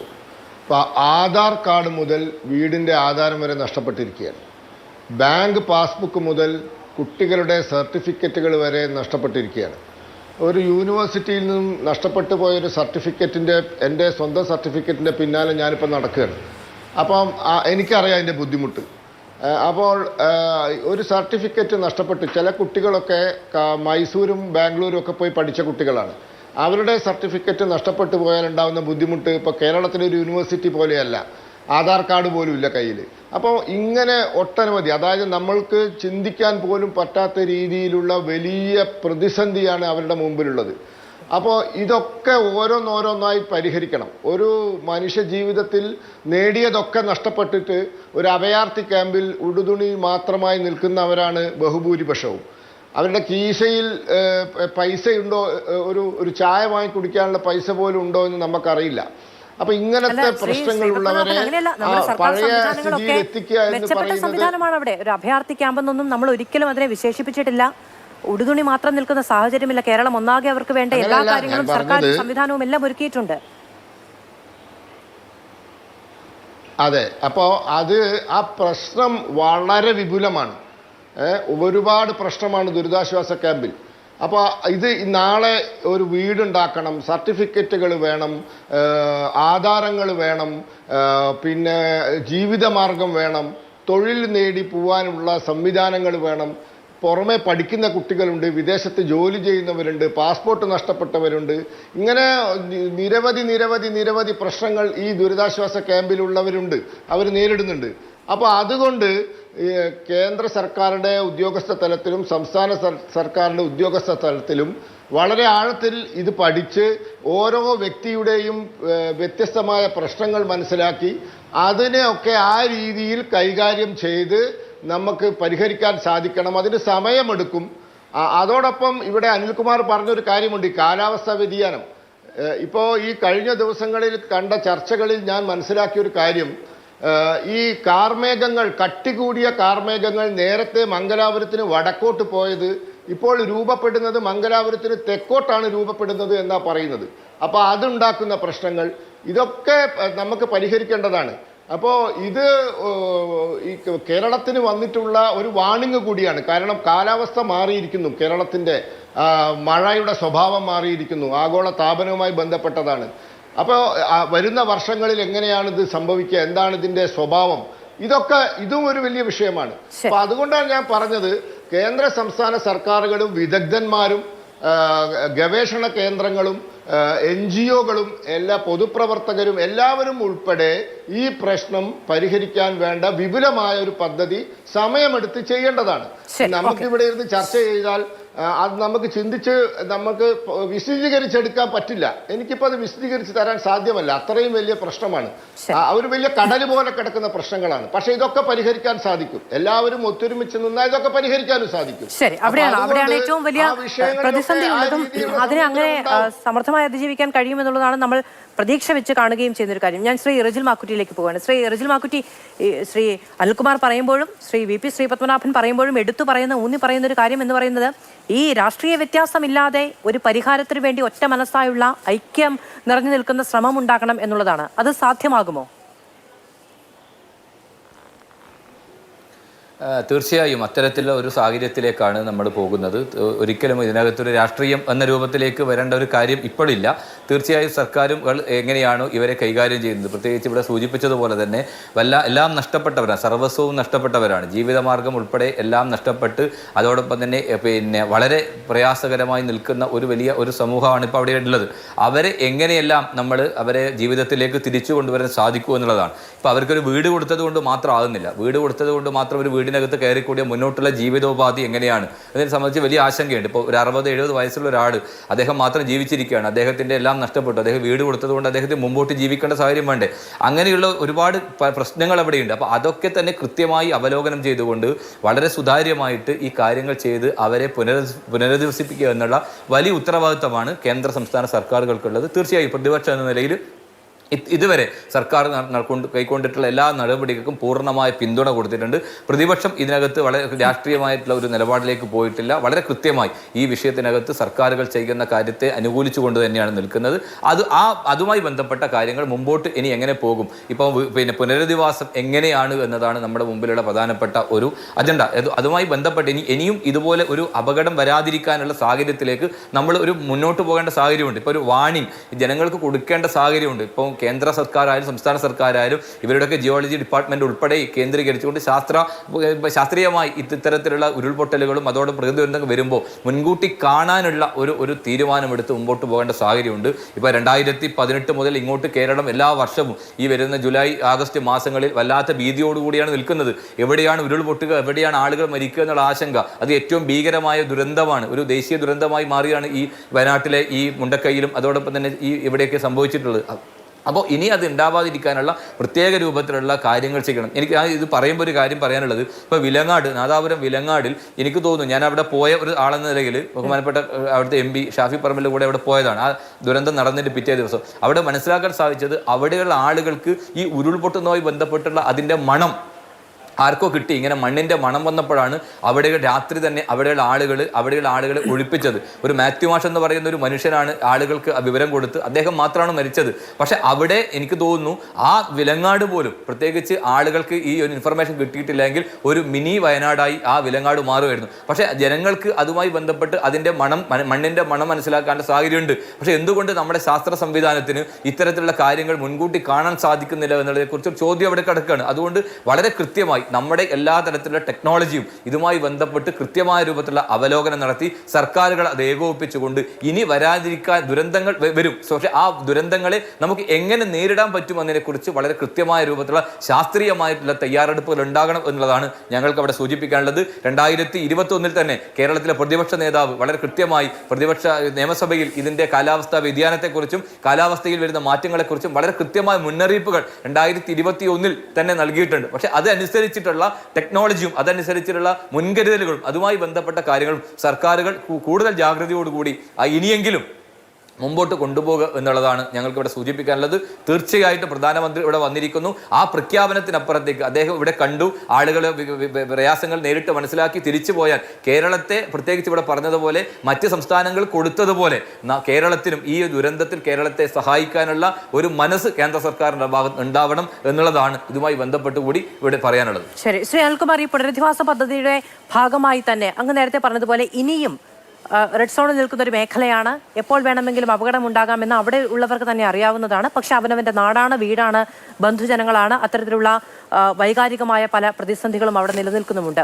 ഈ പുനരധിവാസ പദ്ധതിയുടെയും വയനാടിനെ വീണ്ടെടുക്കാനുള്ള പ്രവൃത്തികളുടെയും മിഷൻ വയനാടിൻ്റെയും ഒക്കെ ഭാഗമായി തന്നെ നമുക്ക് വേണ്ടതാണ്, അങ്ങ് തന്നെ നേരത്തെ സൂചിപ്പിച്ച ഒരു കാര്യവുമാണ് മുന്നറിയിപ്പ് സംവിധാനങ്ങൾ എന്നുള്ളത്. ഈ മുന്നറിയിപ്പ് സംവിധാനങ്ങളെക്കുറിച്ച് കുറച്ച് ദിവസങ്ങൾക്ക് മുമ്പ് വലിയ വാഗ്വാദം അങ്ങോട്ടും ഇങ്ങോട്ടും ഉണ്ടായതാണ്. അപ്പോൾ നമുക്ക് അതിൻ്റെ ഒരു പരിമിതിയുണ്ട്. അത് പരിഹരിക്കാൻ ഉതകുന്ന തരത്തിലുള്ള സാങ്കേതിക സംവിധാനങ്ങളുടെ സുരക്ഷ കൂടി നമുക്ക് ഇതേ മിഷന്റെ ഭാഗമായി വേണ്ടതുണ്ട്.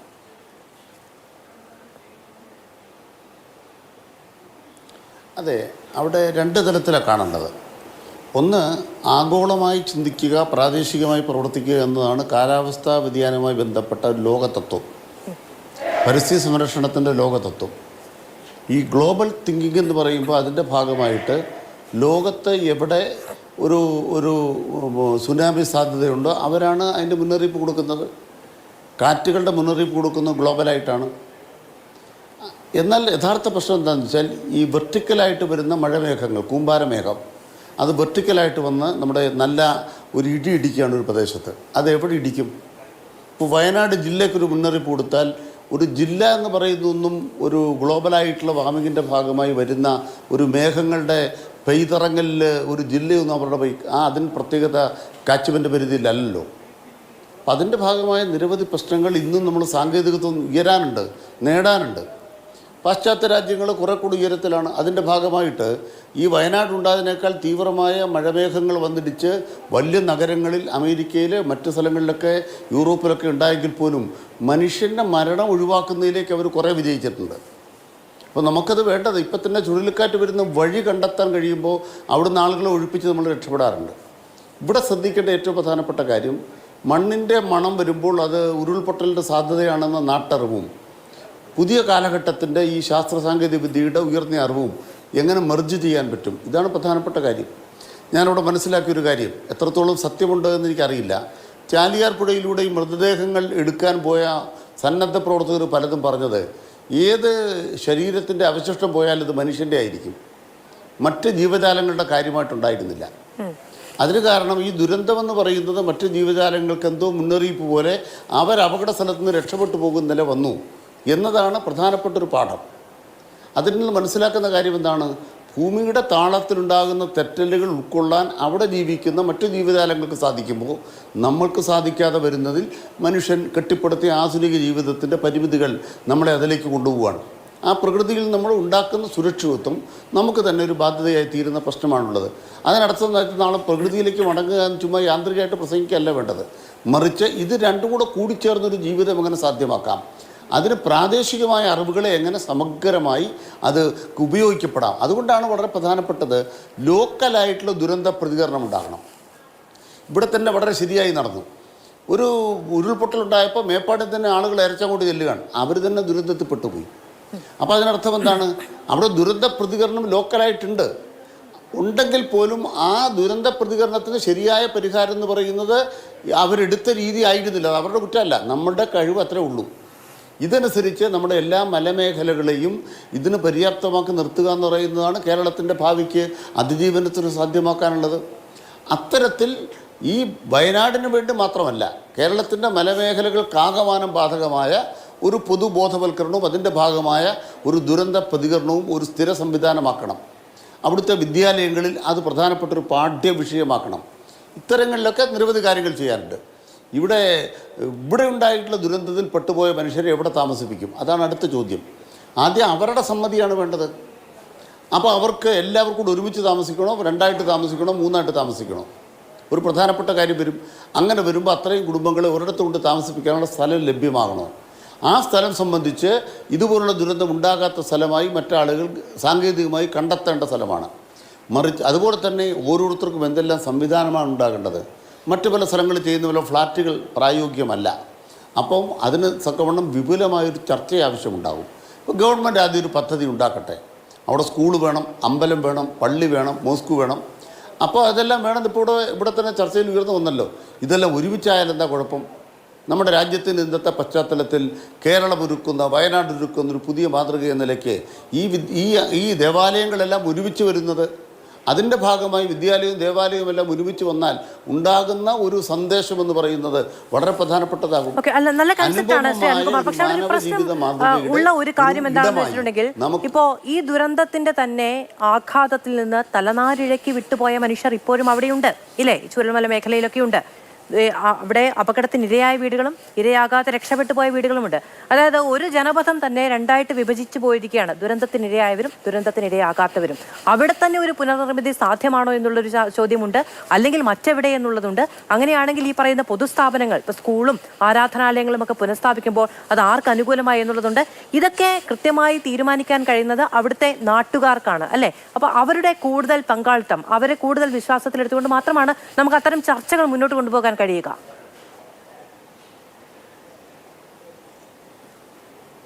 അതെ, ഗവൺമെൻറ് ഇപ്പോൾ അതിൻ്റെ ഭാഗമായിട്ട് ഇപ്പോൾ ആലോചിക്കുന്നത് ഞാൻ മനസ്സിലാക്കുന്നത്, ആദ്യം ഇതിൻ്റെ എവിടെയാണ് താമസിപ്പിക്കേണ്ടതിനെ സംബന്ധിച്ച് 2-3 സൈറ്റുകൾ കണ്ടെത്തേണ്ടതുണ്ട്.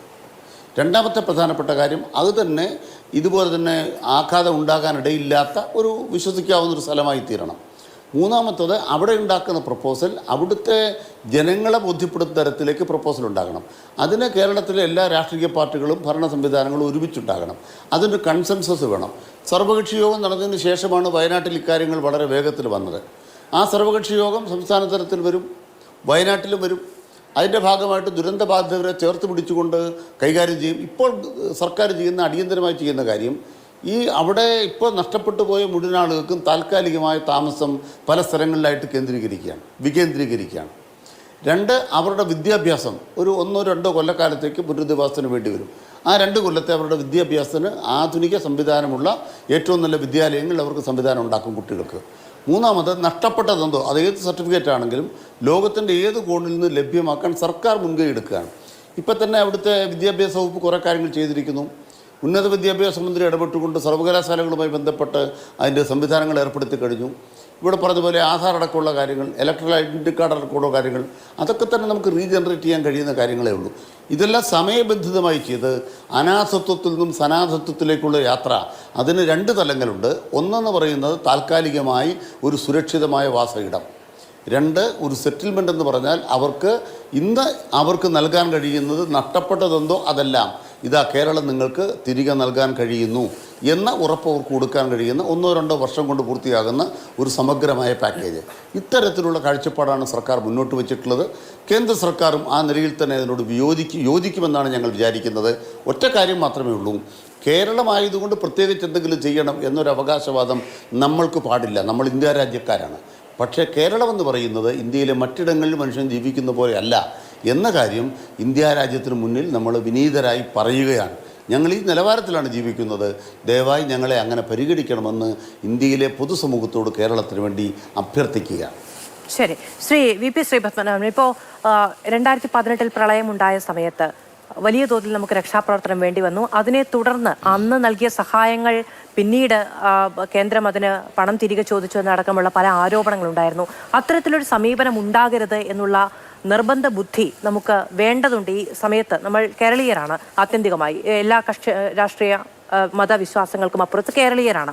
അപ്പോൾ അത്തരത്തിലുള്ള ആരോപണങ്ങളിലേക്കോ വാഗ്വാദങ്ങളിലേക്കോ വിവാദങ്ങളിലേക്കോ പോകാതെ ഒറ്റ മനസ്സോടുകൂടി വയനാടിന് വേണ്ടി പ്രവർത്തിക്കേണ്ടതുണ്ട് എന്ന ബോധ്യം BJP സംസ്ഥാന നേതൃത്വത്തിനുണ്ടോ? അല്ല, ഇതൊന്നും BJP സംസ്ഥാന നേതൃത്വവും പാർട്ടിയുടെ അഖിലേന്ത്യാ നേതൃത്വവും തീരുമാനിക്കുന്ന കാര്യങ്ങളല്ല. ഇത് 2 സർക്കാരുകളാണ്.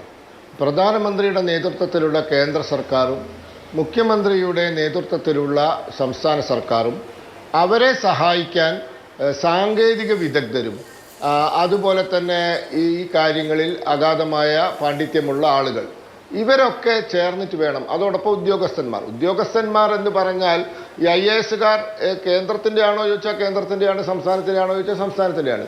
അപ്പോൾ ഇവരെല്ലാം ഒന്നാണ്, നമ്മളിതിനെ 2ആയി കാണണ്ട. അപ്പോൾ ഈ സംവിധാനമാണ് ഇത് തീരുമാനിക്കേണ്ടത്. ഇത് ഒരുമിച്ചാണ് തീരുമാനം, 2ആയി കാണണ്ട, ഒരുമിച്ചാണ് തീരുമാനം. അതുകൊണ്ടാണ് പ്രധാനമന്ത്രി ഈ സംഭവം നടന്ന ഉടനെ ഒരു കേന്ദ്രമന്ത്രിയെ അങ്ങോട്ട് പറഞ്ഞയച്ചത്. അദ്ദേഹം 3-4 ദിവസം വയനാട്ടിൽ ശ്രീ ജോർജ് കുര്യൻ ക്യാമ്പ് ചെയ്ത് ഇനീഷ്യലി ഇതിൻ്റെ കാര്യങ്ങളൊക്കെ മനസ്സിലാക്കി റിപ്പോർട്ട് കൊടുത്തതിൻ്റെ അടിസ്ഥാനത്തിലാണ് പ്രധാനമന്ത്രി വരുന്നത്. അപ്പോൾ അതോടൊപ്പം സംസ്ഥാന സർക്കാർ കൊടുത്ത വിവരങ്ങളും, ഇപ്പോൾ ജോർജ് കുര്യൻ മാത്രമല്ല, സംസ്ഥാന സർക്കാർ കൊടുത്ത വിവരങ്ങളുണ്ട്, തീർച്ചയായിട്ടും കേന്ദ്രത്തിന് കൊടുത്തിട്ടുണ്ടാവുമല്ലോ. അപ്പോൾ ഇതിൽ രാഷ്ട്രീയ പാർട്ടികളല്ല ഇത് തീരുമാനിക്കേണ്ടത്, നടപ്പിലാക്കേണ്ടത്, ഇത് എക്സിക്യൂട്ട് ചെയ്യേണ്ടത് ഈ 2 സർക്കാരുകളും ചേർന്ന് ഒരുമിച്ച് ഇരുന്ന് സംസാരിച്ച് മുഖ്യമന്ത്രിയും പ്രധാനമന്ത്രിയും ഗവർണറും കേന്ദ്രമന്ത്രിയും എല്ലാവരും ചീഫ് സെക്രട്ടറിയും ഒക്കെ അല്ലേ ഇന്നത്തെ മീറ്റിങ്ങിൽ ഒരുമിച്ചിരുന്നത്. അപ്പോൾ അവർക്ക് വിട്ടുകൊടുക്കുക. അവരുടെ കഴിവിനെയും അവരുടെ ഉത്തരവാദിത്ത ബോധത്തെയും ഒന്നും നമ്മൾ ചെറുതായി കാണണ്ട. അവർ അത്രയും പ്രഗത്ഭന്മാരായതുകൊണ്ടാണല്ലോ അത്തരത്തിലുള്ള സ്ഥാനമാനങ്ങളിൽ എത്തിയത്. അപ്പോൾ അത് അവർ ചെയ്തുകൊള്ളും. നമ്മൾ ലെറ്റസ് ബി ഓപ്റ്റിമിസ്റ്റിക്, ശുഭാപ്തി വിശ്വാസത്തോടെ കൂടി ഇതിനെ കാണുക. ഇതിലൊരു സംശയത്തിനും ഇട കൊടുക്കണ്ട. ഇത് ഞാൻ 100% എനിക്ക് ഒരു കാര്യത്തിൽ വിശ്വാസമുണ്ട്, സംസ്ഥാന സർക്കാരും കേന്ദ്ര സർക്കാരും ഒരഭിപ്രായ വ്യത്യാസവും ഇല്ലാതെ ഒറ്റക്കെട്ടായി പ്രവർത്തിച്ച് ഈ പ്രശ്നം പരിഹരിക്കും. അവരെ സഹായിക്കാൻ രാജ്യത്തെ ഗവേഷകർ, ഈ മേഖലയിലെ പാണ്ഡിത്യമുള്ള ആളുകളുടെ സഹായവും ഉണ്ടാവും, പിന്നെ സൈന്യമുണ്ടാകും, മറ്റ് സംവിധാനങ്ങളുണ്ടാകും, ഇതൊക്കെ ഉണ്ടാവും. എല്ലാവരും ഒറ്റക്കെട്ടായി ചെയ്യുമെന്ന പരിപൂർണ ശുഭാപ്തി വിശ്വാസത്തിലാണ് ഞാൻ. വീണ്ടും ശ്രീ റിജിൽ മാക്കുറ്റി, ഇതിപ്പോ വയനാട് നമ്മൾ ആരും പ്രതീക്ഷിക്കാത്ത, ഇനി ഒരിക്കലും ഉണ്ടാകരുത് എന്ന് നമ്മൾ എല്ലാവരും വിചാരിക്കുന്ന ഒരു ദുരന്തം ഉണ്ടാകുന്നുണ്ട്.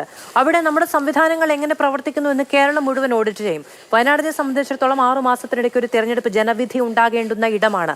അവിടെ ഒരു വീഴ്ചയും ഉണ്ടാകാതിരിക്കുക എന്ന് പറയുന്നത് സർക്കാരിന്റെ ഉത്തരവാദിത്തമാണ്. അതിൽ പരമാവധി കോൺട്രിബ്യൂട്ട് ചെയ്യുക എന്ന് പറയുന്നത് പ്രതിപക്ഷത്തിന്റെ ഉത്തരവാദിത്തമാണ്, കേന്ദ്ര സർക്കാരിന്റെയും ഉത്തരവാദിത്തമാണ്. അല്ലെങ്കിൽ ജനം അത് തിരിച്ചറിയും, അതിൽ വിധിയെഴുത്തുണ്ടാകും.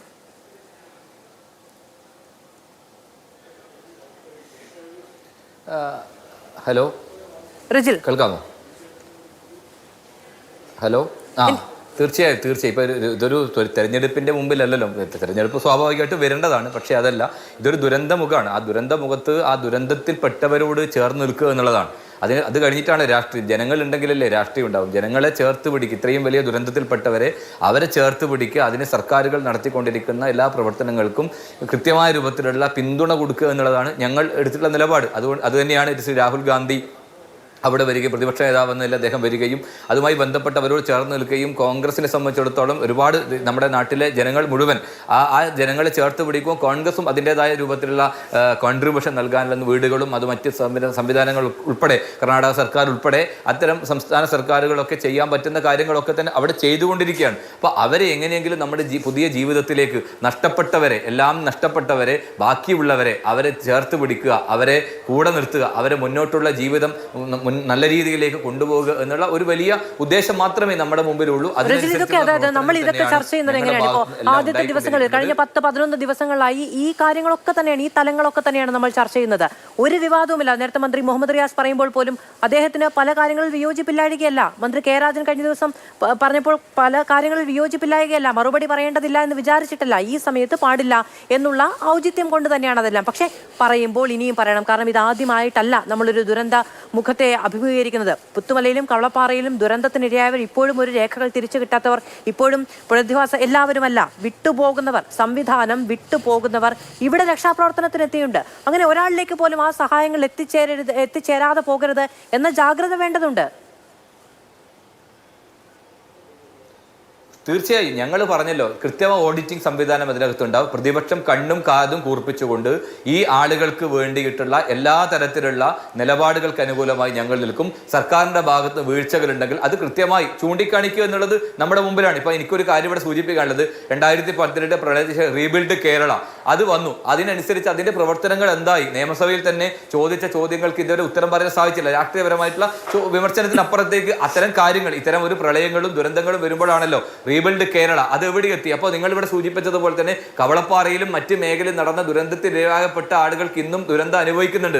അവർക്ക് സർക്കാർ പ്രഖ്യാപിച്ചിട്ടുള്ള എല്ലാ കാര്യങ്ങളും ലഭിച്ചിട്ടില്ല എന്നുള്ളത് ഒരു വസ്തുതയാണ്. അത് ഇവിടെ ഉണ്ടാകാതിരിക്കാൻ പാടില്ല. അത് എവിടെ വയനാട്ടിലായാലും അതോടൊപ്പം തന്നെ വിലങ്ങാടും, ഞാൻ നേരത്തെ പറഞ്ഞു വെച്ചത്, വിലങ്ങാടും ഒരു വലിയ ജനതയുടെ ജീവിതം മുഴുവൻ തകർന്നിരിക്കുകയാണ്. അപ്പോൾ പ്രളയത്തിൽ അല്ലെങ്കിൽ ഈ ദുരന്തത്തിൽ നഷ്ടപ്പെട്ടവരുടെ ഭൂമി കുലുക്കത്തിൽ അല്ലെങ്കിൽ ഈ ഉരുൾപൊട്ടലിൽ നഷ്ടപ്പെട്ടവർക്ക് അവരെ ജീവിത നിലവാരത്തെ കൊണ്ടുവരാനുള്ള എല്ലാ തരത്തിലുള്ള നിലപാടുകളും കൃത്യമായ രൂപത്തിലുള്ള പദ്ധതികളും സർക്കാർ ആവിഷ്കരിക്കണം. ആ സർക്കാർ ആവിഷ്കരിക്കുമ്പോൾ മാത്രമാണ് അത് കൃത്യമായി ഓഡിറ്റ് ചെയ്യപ്പെടണം. വരുന്ന ഫണ്ടുകളും സംബന്ധിച്ചിടത്തോളം ഇന്ന് ജനങ്ങൾ കൈയയച്ച് നമ്മുടെ സഹായിക്കുന്നുണ്ട്. ആർക്ക് വേണ്ടിയാണ്? ഈ ജനതയ്ക്ക് വേണ്ടിയാണ്. ആ കൊടുത്ത ഫണ്ട് മുഴുവൻ കൃത്യമായി വിനിയോഗിക്കാനുള്ള കൃത്യമായ ഓഡിറ്റിംഗ് സംവിധാനം ഉണ്ടാകണം. ഇപ്പൊ കഴിഞ്ഞ പ്രളയകാലത്തുണ്ടായ സംഭവങ്ങൾ നമ്മുടെ മുമ്പിലുണ്ട്. അത് ആളുകൾ ചൂണ്ടിക്കാണിക്കുന്നുണ്ട്. അത്തരത്തിലുള്ള അപാകത എന്തുകൊണ്ട് വരുന്നു?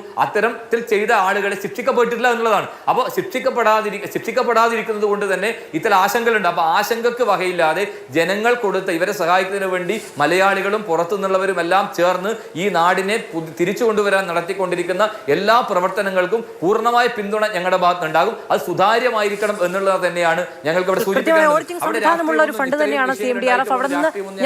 സംവിധാനത്തിലുണ്ടാകുന്ന പോയിട്ട് വേണം എനിക്ക് ഇത് വൈൻഡപ്പ് ചെയ്യാൻ. ശ്രീ അനിൽകുമാർ, ശരി, പെട്ടെന്ന് ഒരു മിനിറ്റ്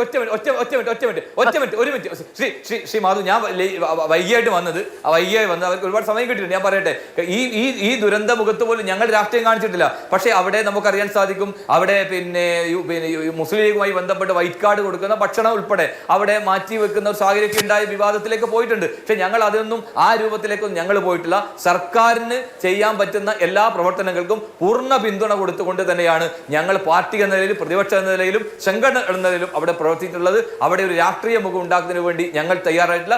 സർക്കാർ അത്തരം രാഷ്ട്രീയ മുഖങ്ങളിലേക്ക് പോകാൻ പാടില്ല എന്നുള്ളതാണ് ഞങ്ങൾക്ക് സൂചിപ്പിക്കാനുള്ളത്. ശരി, ശ്രീ അനിൽകുമാർ, ഏറ്റവും അവസാനമായി കുറച്ച് സമയമുള്ളൂ കേട്ടോ. ഈ പുനരധിവാസ പ്രവർത്തനങ്ങൾ ഇനി കേന്ദ്ര സർക്കാരിന്റെ മറുപടി വന്നതിന് ശേഷം മാത്രം തുടങ്ങുക എന്നുള്ളതാണോ, അതോ സർക്കാരിന് ഇപ്പോൾ തന്നെ സമാഹരിക്കാൻ കഴിഞ്ഞിരിക്കുന്ന വളരെ ഇനീഷ്യലായ ഒരു ഫണ്ടുണ്ട്, അത് ചിലവഴിച്ചുള്ള പ്രവർത്തനങ്ങൾ ഇപ്പോൾ തന്നെ തുടങ്ങുകയാണോ?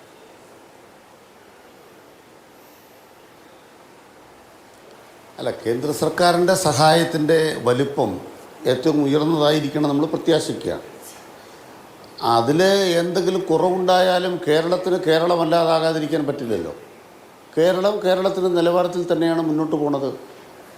അത് കേന്ദ്ര സർക്കാർ 2018 പ്രളയം, 2019 ദുരന്തം, ഇതൊന്നും മാനിക്കാതെ തന്നെ നമ്മൾക്ക് അർഹതപ്പെട്ട പലതും നിഷേധിക്കപ്പെട്ടു എന്നുള്ളത് യാഥാർത്ഥ്യമാണ്.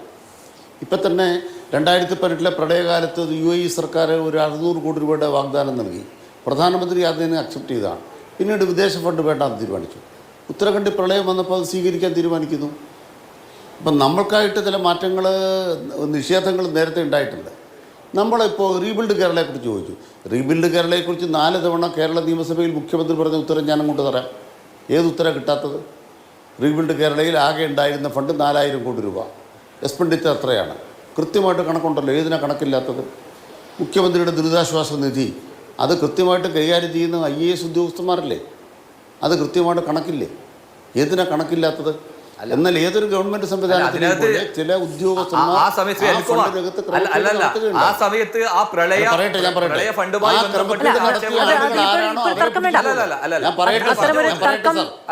തർക്കത്തിലേക്ക് പോകേണ്ടതില്ല. മാത്രമല്ല കുറച്ച് നിമിഷങ്ങൾക്കുള്ളിൽ ചർച്ചയിൽ അവസാന ഘട്ടത്തിൽ തർക്കത്തിലേക്ക് പോകണ്ട. നിങ്ങളുമായി ബന്ധപ്പെട്ട് നിൽക്കുന്നവരായതുകൊണ്ട് അവർ ശിക്ഷിച്ചിട്ടില്ല. രാഷ്ട്രീയ പ്രശ്നമല്ല, രാഷ്ട്രീയ പ്രശ്നമാണ്.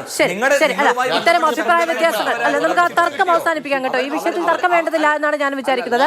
ഇത്തരം അഭിപ്രായ വ്യത്യാസങ്ങൾ ചർച്ച ചെയ്ത് പരിഹരിക്കാൻ കഴിയുന്ന യാതൊരു പ്രശ്നങ്ങളില്ലാത്ത സുതാര്യമാണ് എന്ന് കേരളം മുഴുവൻ വിലയിരുത്തുന്ന തരത്തിലുള്ള ഒരു പ്രതിഭാസം വയനാട്ടിൽ സാധ്യമാകട്ടെ എന്നാണ് നമുക്ക് പ്രതീക്ഷിക്കാൻ കഴിയുന്നത്. വളരെയധികം നന്ദി പാനലിസ്റ്റുകൾക്കും പ്രേക്ഷകർക്കും.